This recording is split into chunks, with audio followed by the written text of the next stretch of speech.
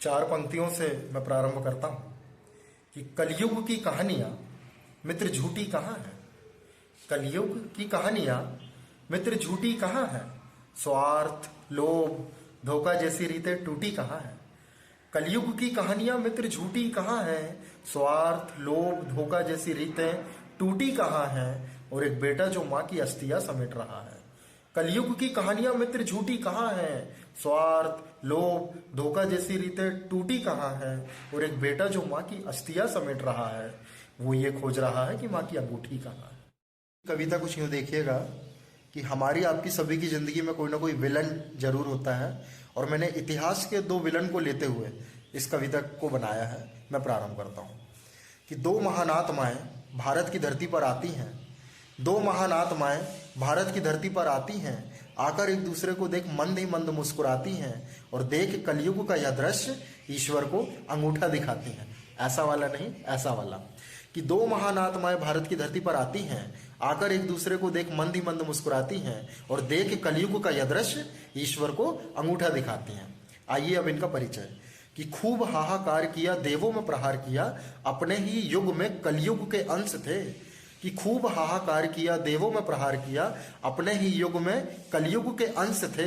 मूर्खता सवार हुई इन पे न जाने क्यों, जबकि ये तो कुलपतियों के वंश थे। और द्वापर और त्रेता युग में पाई गई ये महान आत्माएं, एक राजाधिराज रावण और दूसरे राजा कंस थे। एक राजा जी राज रावण और दूसरे राजा कंस थे। कंस बोला रावण से, देख रहे हो भाई, अपने काले कर्मों की भी है इस युग में परछाई। कंस बोला रावण से, देख रहे हो भाई, अपने काले कर्मों की भी है इस युग में परछाई।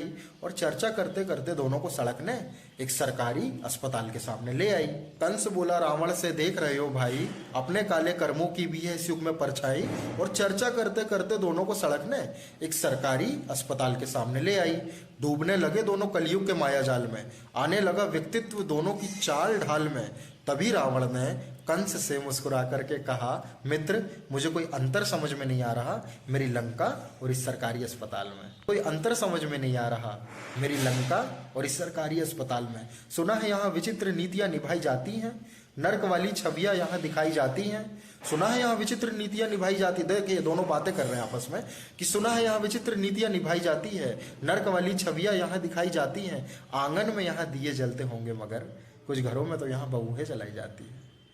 कुछ घरों में तो यहाँ बहुएं जलाई जाती हैं। देख कलयुग का यह दृश्य मन अत्यंत भावन है। जेठ की धूप में लिपटा हुआ यहाँ सावन है, दो भाइयों को देख पता ही नहीं चलता। जेठ की धूप में लिपटा हुआ यहाँ सावन है, जेठ की धूप में लिपटा हुआ यहाँ सावन है, दो भाइयों को देख पता ही नहीं चलता कौन विभीषण है और कौन रावण है। कौन विभीषण है और कौन रावण है। यहाँ का मनुष्य एक दूसरे के दुख दर्द बांटता है।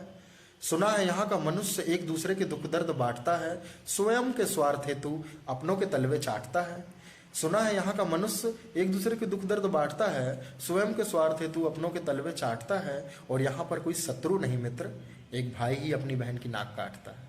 यहाँ पर कोई शत्रु नहीं मित्र, एक भाई ही अपनी बहन की नाक काटता है। आज देवलोक फिर से हुआ शर्मिंदा है, आज देवलोक फिर से हुआ शर्मिंदा है, क्योंकि यहाँ के प्रत्येक मानव के अंदर कहीं ना कहीं एक रावण और एक कंस जिंदा है। और जलाओ हमारा पुतला प्रतिवर्ष, हमें कोई फर्क नहीं पड़ता, क्योंकि जलाने वाले के अंदर कोई राम नहीं पलता, कोई कृष्ण नहीं पलता।